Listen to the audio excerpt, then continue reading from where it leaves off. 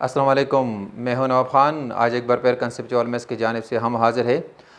तो आज हम डिस्कस करेंगे वही चैप्टर 5 का जो रिव्यू एक्सरसाइज है, उसमें जो MCQs है उसको डिस्कस करना है कि उसी MCQs में जो ऑप्शन मौजूद है उसका जवाब क्या आता है, क्यों आता है, कैसे आता है, तो इसको आज डिस्कस करना है।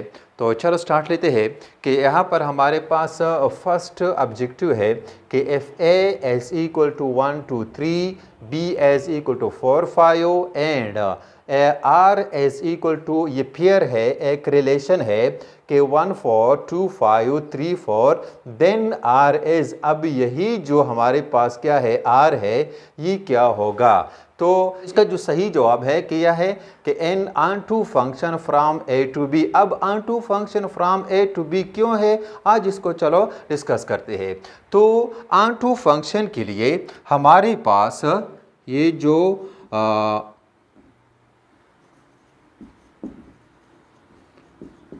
ऑन टू फंक्शन है उसके लिए कंडीशन क्या है कि जो फंक्शन दिया हुआ है अगर हम उसकी रेंज को देखें, वो अगर गिवन सेट यानी सेकंड जो सेट है उसके बराबर हो, जिस तरह हमारे पास यहाँ पर क्या है, ये फ्रॉम ए टू बी है, इसका मतलब यह है कि बी हमारे पास सेकंड सेट है। अगर वो सेकंड सेट के बराबर हो क्या, इसकी जो रेंज है, फिर वो क्या होगा, ऑन टू फंक्शन है। अब रेंज क्या होता है, रेंज जो होता है जो रिलेशन दिया हुआ है उसके जो हमारे पास क्या है, जो सेकंड एलिमेंट है, जिस तरह हमारे पास सेकंड एलिमेंट यहाँ पर है 4 है, 5 है और 4 है, ये जो सेकंड एलिमेंट है इसको हम कहेंगे रेंज। अगर हम यहाँ पर इसकी रेंज मालूम करें तो रेंज बराबर होगा किस चीज़ के बराबर है, कौन कौन से एलिमेंट्स है इसमें, 4 5 4, ये क्या है, ये 4 5 एंड 4। अब इसी को हमने सेट के अंदर लिखना है, तो सेट की जो प्रॉपर्टीज़ है कि उसमें हम एक एलिमेंट को ट्वाइस नहीं लिख सकते, इसलिए इसको हम यहाँ लिखेंगे क्या है कि ये 4 और 5 के बराबर है। अब 4 5 क्या है हमारे पास, 4 5 क्या है, वो सेट बी के बराबर है।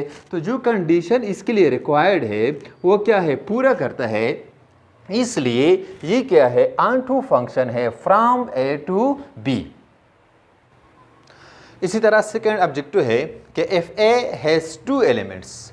अगर ए एक सेट है उसकी 2 एलिमेंट्स है and B has 3 elements, B एक दूसरा सेट है उसकी 3 एलिमेंट्स है, देन फिर क्या होगा, number of binary relation in A cross B is, इसके कितने एलिमेंट्स होंगे बाइनरी रिलेशन के। तो अब इसका जो सही जवाब आता है वो क्या है, 2/3 है या 2 क्रॉस 3 है। क्या मतलब इसका, इसका मतलब ये है कि जो कंडीशन है एफ ए हैज़ 2 एलिमेंट्स, अगर हमारे पास ये ए एक सेट है, इसकी 2 एलिमेंट्स है 2 एंड 3, और दूसरा जो बी है उसके कितने एलिमेंट्स है, बी हैज़ 3 एलिमेंट्स, यानी फॉर एग्जांपल 4 5 एंड 6। अगर हम इसका ए क्रॉस बी मालूम करें तो फिर वो क्या होगा, 2/3, इसलिए इसका जो सही आंसर आता है वो क्या है, 2/3 है। इसी तरह तीसरा ऑब्जेक्टिव है कि which one of the following is an example of disjoint set. जो ऑप्शन में दी गई है, क्या कहते हैं कि उन चारों में से कौन सा डिसजॉइंट सेट का एग्जाम्पल है। इसी को हल करने से पहले हमको ये मालूम होना चाहिए कि डिसजॉइंट सेट है क्या चीज़। डिसजॉइंट सेट वो सेट होता है जिसका अगर हम इंटरसेक्शन मालूम करें, इंटरसेक्शन, उससे जवाब क्या, नल सेट आ जाए, नल सेट आ जाए, फिर इसको हम कहेंगे कि क्या है, डिसजॉइंट सेट है। अब इसी तरह इसका जो सही जवाब है ऑप्शन में जो दी गई है वो तो है कि 0 4 8 12, दूसरा सेट है 6 10 14 एंड 18।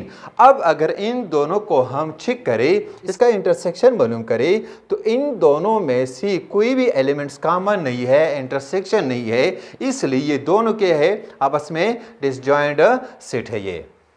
इसी तरह चौथा है कि if the universal set universal set U, ये सेट बिल्डर नोटेशन में दिया हुआ है कि x such that x is a positive, x जो है वो पॉजिटिव में क्या है, फिर ऑड इंटीजर है और ऑड इंटीजर में लेस देन 30 है, जो कि 30 से कम हो। ये कंडीशन में जो दी हुई है ये क्या हमारे पास यूनिवर्सल सेट है सेट बिल्डर नोटेशन में। देन फिर R एक सेट है 1 5 7 एंड S एक दूसरा सेट है 1 3 7 11 13। How many elements are in R intersection S complement, यानी इसमें कितने एलिमेंट्स होंगे।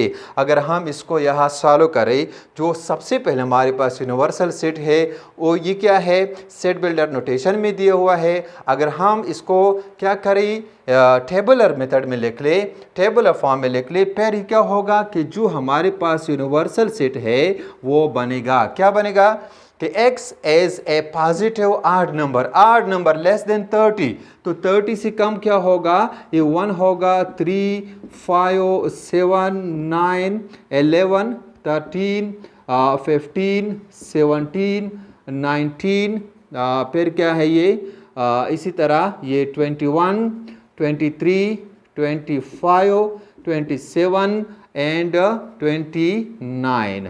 ये क्या हमारे पास एक यूनिवर्सल सेट है लेस देन 30। फिर क्या कहते हैं कि R और S दिए हुए है।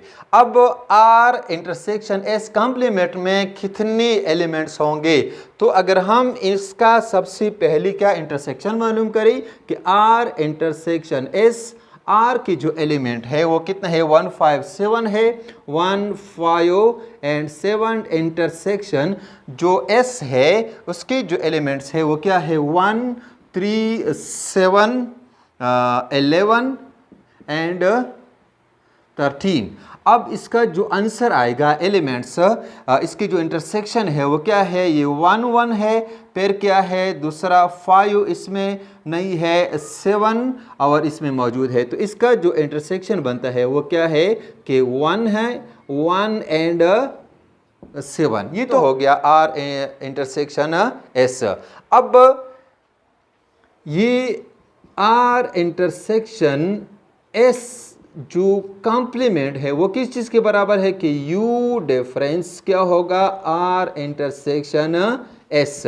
अब इसको अगर हम माइनस करें तो U इंटरसेक्शन S, तो सबसे पहले हम यहाँ लिखेंगे कि जो R इंटरसेक्शन S कॉम्प्लीमेंट है यूनिवर्सल सेट के जितने भी elements 1 3 5 and up to 29, difference R intersection S की जो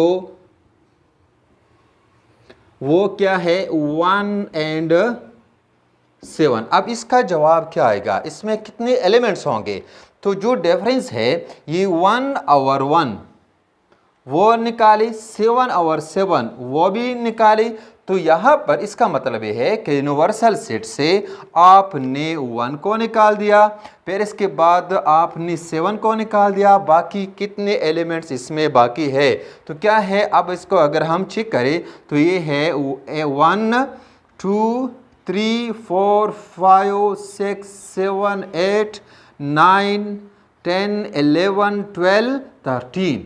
तो जो बाकी एलिमेंट्स है उसका जो तादाद है वो क्या है 13 के बराबर है, इसलिए जवाब में क्या है 13 आता है।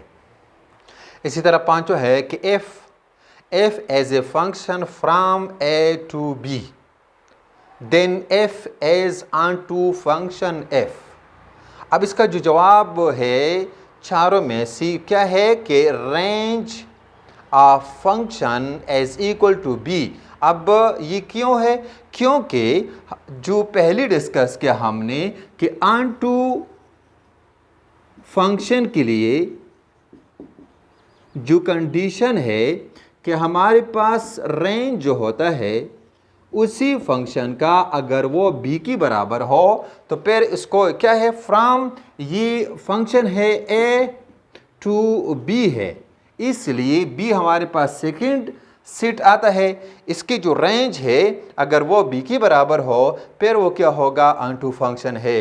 तो इसलिए यहाँ पर क्या है जो कंडीशन है वो क्या है कि range of F is equal to B E क्या है इसका सही आंसर है। इसी तरह लास्ट वन है कि if R is equal to 0 0 8 2 10 3 14 and 12 then domain of R is equal to किस चीज़ के बराबर है। इसका तो जो सही जवाब है वो तो है 0 8 10 14। अब ये जवाब क्यों आया है, तो सबसे पहले हमको ये मालूम होना चाहिए कि डोमेन है क्या चीज़। डोमेन जो रिलेशन दिया हुआ है उसमें जितने भी पेयर्स है उन पेयर्स की जो फर्स्ट एलिमेंट्स है, जिस तरह 0 8 10 एंड 14 फर्स्ट एलिमेंट को हम डोमेन कहेंगे, इसलिए इसका जो डोमेन है वो किस चीज़ के बराबर है 0 8 10 एंड 14। ये क्या है इसका सही आंसर है। ये तो था चैप्टर 5 रिव्यू एक्सरसाइज के एमसीक्यू, जिसको आज हमने डिस्कस किए कि जवाब क्या आता है, क्यों आता है, कैसे आता है। कंसेप्ट क्लियर करने के लिए एक रिक्वेस्ट है लास्ट में, अगर आप इसी चैनल को सब्सक्राइब करें और लाइक करें तो आप लोगों की बड़ी मेहरबानी होगी।